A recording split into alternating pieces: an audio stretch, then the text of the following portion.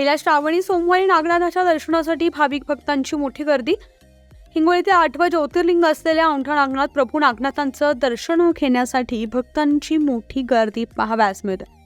देशभरातील भाविक या ठिकाणी दाखल झाले असून रात्री 12:30 वाजता औंढा देवस्थानचे विश्वस्त शिवशंकर वाबळे यांच्या हस्ते प्रभू नागनाथांचं दूध अभिषेक करून शासकीय महापूजा पार पडली.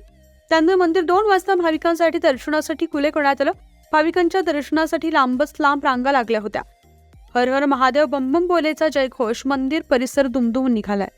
अनुचित प्रकार टाळण्यासाठी पोलीस प्रशासनाच्या वतीनं चोख पोलीस बंदोबस्त ठेवण्यात आलाय. विशेष म्हणजे आजच्या श्रावण सोमवारी बाहेर गावाहून येणाऱ्या भाविकांची संख्या सर्वाधिक आहे. नागनाथांच्या दर्शनासाठी रात्रीपासूनच रांगा लागल्या होत्या. अमरतक संज्ञे नगरे तिरम्ये विभूषितांगम विविधैश्च भोगैः सद्भक्तिमुक्तिप्रदमेशमेकं श्रीनागनाथं शरणं प्रपद्ये. आपल्या भारतवर्षामध्ये भारत देशामध्ये जी 12 ज्योतिर्लिंग आहेत त्या 12 ज्योतिर्लिंगापैकी 8व्या क्रमांकाचं येणारं 8वं ज्योतिर्लिंग म्हणजेच नागेशम दारुकावणे तेच औंढा नागनाथ.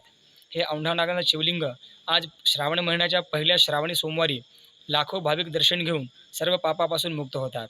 आज पहिल्या श्रावणी सोमवारी देवाला जलाभिषेक आणि दुग्धाभिषेक जर केला तर मनुष्य आपल्या सर्व पापापासून मुक्त होतो आणि इहलोकी शिवलोकी प्राप्त होतो. आज पहिल्या श्रावणी सोमवार असल्यामुळे आज तांदूळाची शिवमूठ आहे आणि तांदूळाची शिवमूठ आपण जर अर्पण केली तर भगवान शिवलोक आपल्याला प्राप्त करून देतात. तसेच आपले हे जे ज्योतिर्लिंग आहे हे हरिहरात्मक ज्योतिर्लिंग आहे. त्यामुळे ह्या ज्योतिर्लिंगावरती तुळस आणि बेल हा एकाच वेळी आपण अर्पण करू शकतो, वाहू शकतो.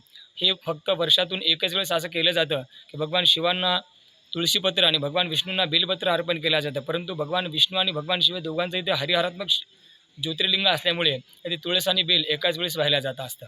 त्यामुळे ह्या ज्योतिर्लिंगाचं एक अलौकिक असं महत्त्व आहे. आजच्या या श्रावण सोमवारी लाखो भाविक ह्या मंदिरात दर्शन घेऊन आपलं जीवन हे कृतार्थ करतात. आज पहिल्या श्रावणी सोमवार असल्यामुळे आपल्या मंदिराचे अध्यक्ष तहसीलदार साहेब यांच्या हस्ते प्रथम शासकीय पूजा होऊन रात्री ठीक 2 वाजता मंदिर हे सर्व भाविकांसाठी दर्शनासाठी खुलं करण्यात येतं. हा जो श्रावण महिना आहे हा श्रावण महिना पहिल्याच दिवशी म्हणजे पहिल्या श्रावण महिन्याचा पहिला दिवस आणि सोमवार असा जवळपास 53 वर्षानंतर हा संयोग जुळून आलेला आहे. ह्या श्रावण मासामध्ये 5 श्रावणी सोमवार आलेले असून शेवटचा सोमवार ज्या दिवशी आहे त्याच दिवशी हा श्रावण माससुद्धा संपत आहे.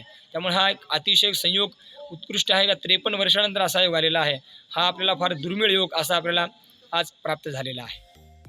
न्यूज 15 मराठीसाठी प्रतिनिधी नारायण काळे, औंढा नागनाथ, हिंगोली.